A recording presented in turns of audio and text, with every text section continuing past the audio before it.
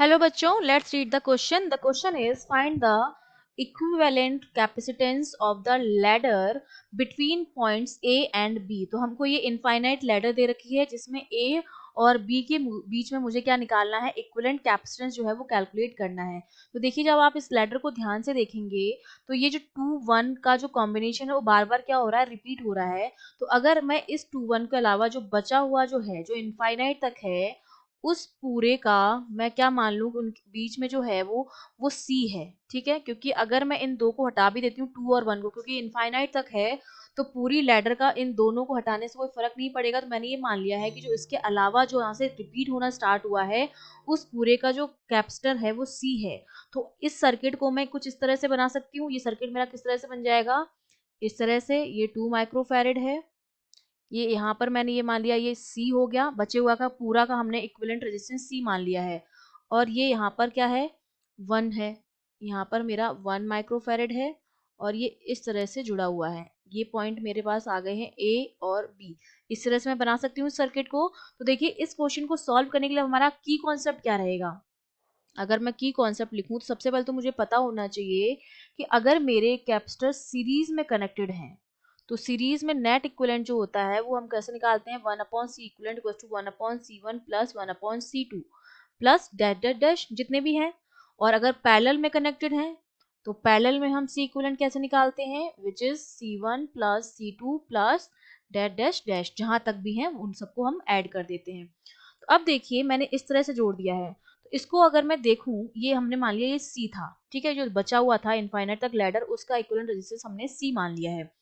तो अब अगर मैं इसको बनाऊं तो ये देखिए, मेरे पास ये जो 2 माइक्रोफैरेड है और ये जो सी है वो तो आपके सीरीज में कनेक्टेड है, और 1 माइक्रोफैरेड जो है वो इनके क्या है, पैरेलल में कनेक्टेड है, इस तरह से. ठीक है, यहाँ पर हमने मान लिया ये ए है और यहाँ पर ये मेरा हो गया बी. ठीक है, ये जो दोनों हैं 2 एंड सी, ये तो आपके सीरीज में है, तो इनको मैंने सीरीज में जोड़ दिया इस तरह से. और जो 1 है वो उनके साथ पैरेलल में है, 1 माइक्रोफैरेड, उसको मैंने पैरेलल में जोड़ दिया है.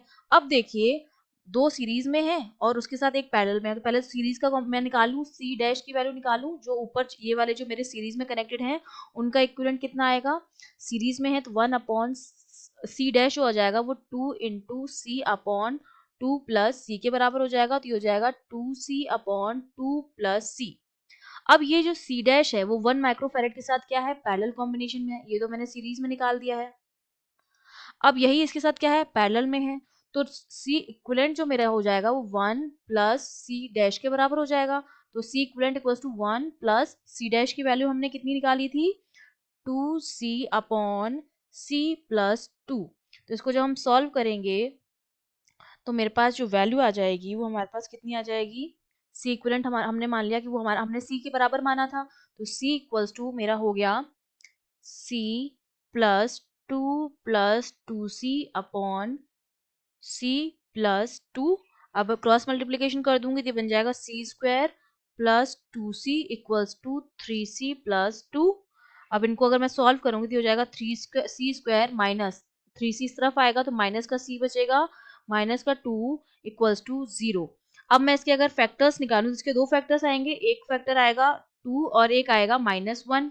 तो इसका मतलब C की दो वैल्यू हो सकती है, या तो 2 माइक्रोफैरेड होगा C और या C होगा -1 माइक्रोफैरेड. तो हमारा जो कैपेसिटेंस है वो माइनस में तो हो नहीं सकता, तो ये वैल्यू पॉसिबल नहीं है. इसका मतलब जो मेरा इक्विवेलेंट C है वो मेरा 2 माइक्रोफैरेड है इस लैडर के लिए. C इक्विवेलेंट मेरा जो आया है A और B के बीच में, वो मेरा कितना आया है, 2 microfarad. I hope you understood well. All the best.